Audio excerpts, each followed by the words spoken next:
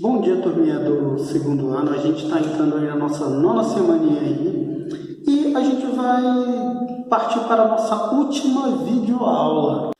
Não vai ser uma videoaula tão longa, vai ser bem curta porque ela trata mais de características específicas aí da urbanização, ok? Então vamos dar continuidade aí sem enrolar muito para que não se prolongue. Então vamos lá, turminha. A formação e a configuração atual da rede urbana brasileira. Galera, não tem como a gente falar dessa organização da rede da urbanização sem falar nas redes urbanas. O que são essas redes urbanas? Quando a gente se trata de rede, a gente está falando de ligações. E é justamente essas ligações que vão desde comunicações a transportes e serviços. Ah, professor, como assim? Quando a gente está tratando dessa rede urbana, quer dizer a interligação entre os locais. Ou seja, um grande exemplo disso, o sistema de transporte que você usa para ir daqui para o Distrito Federal, ou de lá para cá, ou daqui para outras regiões. Isso é uma forma de rede, é uma rede de transportes que está interligando esses locais. Assim como também as redes de comunicações, como por exemplo, telejornais, telefones, tudo isso com o avanço tecnológico mostra que o aumento da interligação das regiões está muito grande, ok? Turminha, a gente não pode falar dessa urbanização aí sem a gente falar também das etapas da urbanização brasileira. Ah, professor, mas essas redes, elas são tão simples, basicamente resumindo, é isso, ok? Por isso que eu falei, dá a impressão que tem muito assunto ainda, mas na verdade ele pode ser resumido de forma bem simples, como é essa ligação de fluxos, tanto de mercadorias, como fluxo de capitais, como fluxos de rede, que são característicos daquele processinho que a gente já estudou bastante, que é a urbanização, ok? Enfim, turminha, as etapas da urbanização. A gente tem a etapa 1 aí, que ela acontece lá dos pressupostos até a década de 1930, onde o processo de urbanização, ele ocorria aí em escala regional, mas voltado ali para o sudeste ali, devido à intensificação da indústria ali. Tem a etapa 2 que vai de 1930 a 1950, que já trata daquelas migrações que aconteceram aí, tanto da região nordeste para a região sudeste, principalmente aí. Tem aquela de 1950 a 1980, que aí trata daquelas migrações interregionais aí, e essas migrações acabaram fortalecendo, principalmente gerando fluxo de pessoas, principalmente nas capitais dos estados.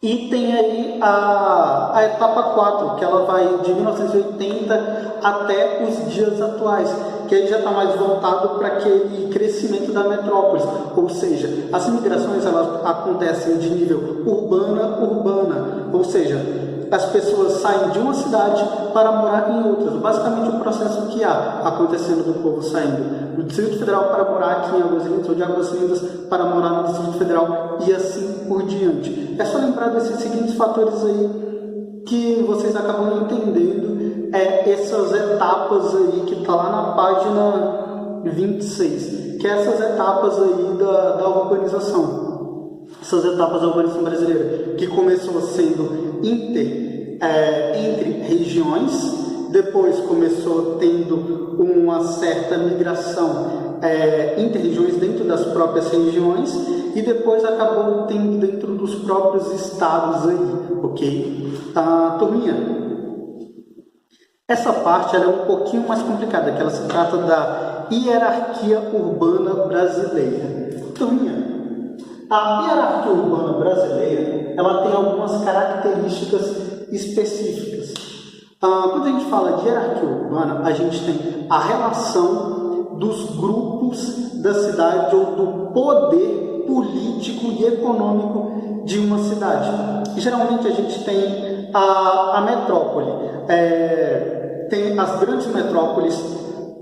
As metrópoles, como você sabe, como a gente já falou, são cidades que elas conseguiram ter uma expansão econômica e urbana grande, mas elas podem se diferenciar nos seguintes tipos, ok? Tipo como se fossem subdivisões. Turminha, nessas divisões a gente encontra dentro de metrópole, a gente encontra grande metrópole nacional. No caso aqui a gente tem exemplo aí, a gente pode citar como exemplo São Paulo, que se tornou um grande centro urbano aí, que tem influências não só na região ali, mas em todo o país.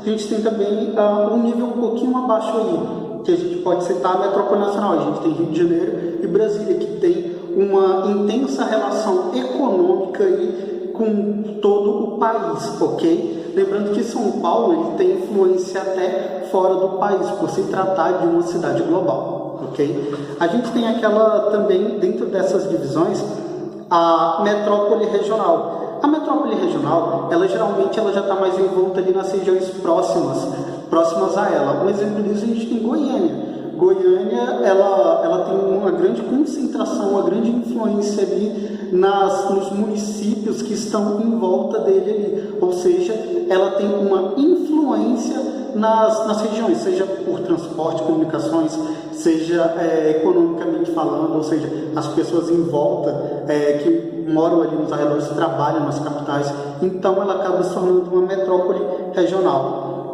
A gente tem os centros regionais. O Brasil ele tem basicamente 70 centros que detêm capacidades de influência suficiente para estar na parte superior da hierarquia urbana. Tem outros centros, mas eles não chegam a se destacar tanto assim. Tem centro subregional, que no caso eles totalizam mais ou menos uns 169 centros, e tem aquele centro de zona, que basicamente no Brasil eles correspondem a 556 cidades de menor porte, que influenciam ali basicamente as áreas ao redor. Seria como Águas Lindas influenciando o Girassol,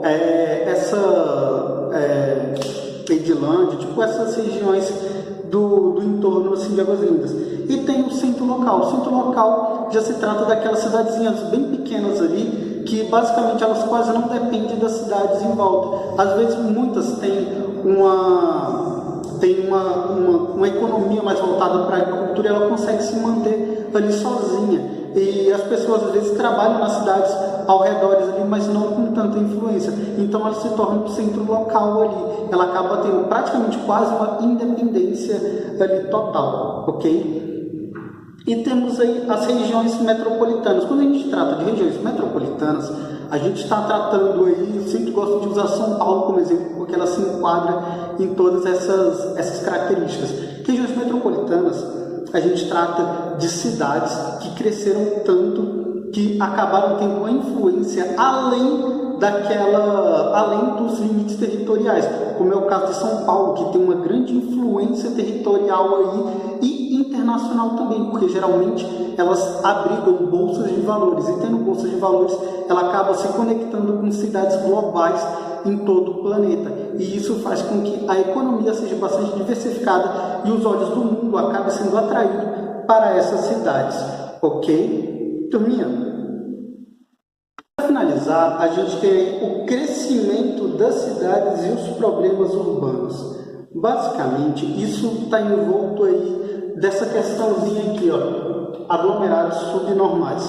Turminha, para ser considerado um aglomerado subnormal, se trata de que no espaço tenha mais ou menos 51 unidades habitacionais de o quê?